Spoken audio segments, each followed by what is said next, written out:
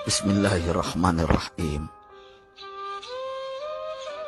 Pada suatu hari Rasulullah SAW ditemui oleh malaikat Jibril. Rasul pun bertanya, "Ada apa wahai Jibril?" Jibril menjawab, "Wahai Muhammad, sesungguhnya hari ini Allah Subhanahu wa Ta'ala sedang mengobarkan nyala api neraka, dan seluruh para malaikat amat ketakutan. Mereka tidak tahu harus bagaimana. Untung aku ingat," kata Jibril, "bahwa engkau Muhammad adalah sumber cinta dan sayang Allah Subhanahu wa Ta'ala kepada alam semesta. Dengan alasan itu aku kesini, bertabaruk mengambil berkah dengan cinta Allah kepada dirimu, ya Rasulullah, ya Muhammad." Rasulullah terdiam beberapa saat, kemudian bertanya lagi, "Wahai Jibril, ceritakan padaku bagaimana neraka itu sesungguhnya." Jibril menjawab, "Wahai Muhammad, neraka itu bagaikan lubang-lubang yang terdiri dari 7 tingkat. Jarak antara satu lubang dengan yang lain ialah perjalanan 70 tahun. Lubang paling bawah adalah lubang yang paling panas." Nabi SAW meneruskan pertanyaannya, "Lalu siapakah penghuni lubang-lubang neraka itu wahai Jibril? Sampaikan kepadaku Jibril." Jibril menjawab, "Lubang yang paling bawah diciptakan untuk orang-orang munafik. Lubang yang berikutnya untuk penyembah berhala. Lalu untuk penyembah bintang dan matahari." Jibril terus menerangkan penghuni tingkatan neraka hingga lubang yang kelima, tempat umat Yahudi, dan yang keenam dihuni oleh umat Nasrani. Setelah menjelaskan penghuni 6 tingkatan neraka, Jibril diam cukup lama. Rasulullah SAW penasaran dan bertanya kepada Jibril, "Wahai Jibril, siapakah penghuni neraka yang ketujuh?" Jibril diam saja tidak menjawab. Rasulullah SAW mengulangi pertanyaannya, tapi Jibril tetap diam. Rasulullah tambah penasaran dan mendesak Jibril agar dijawab pertanyaannya.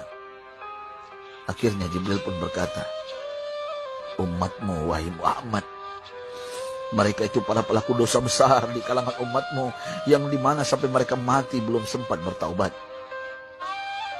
Mendengar jawaban Jibril, Rasulullah langsung jatuh pingsan. Jibril merangkulnya dan meletakkan tubuh baginda di atas pangkuannya.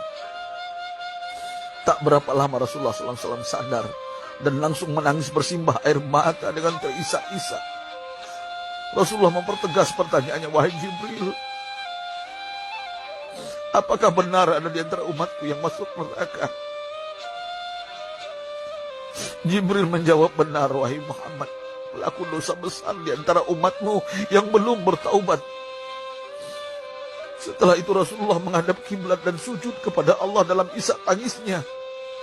Sesekali dengan suara pelan beliau membisikkan kata-kata, "Ummati ya Rabb, ummati, ummati, ummati."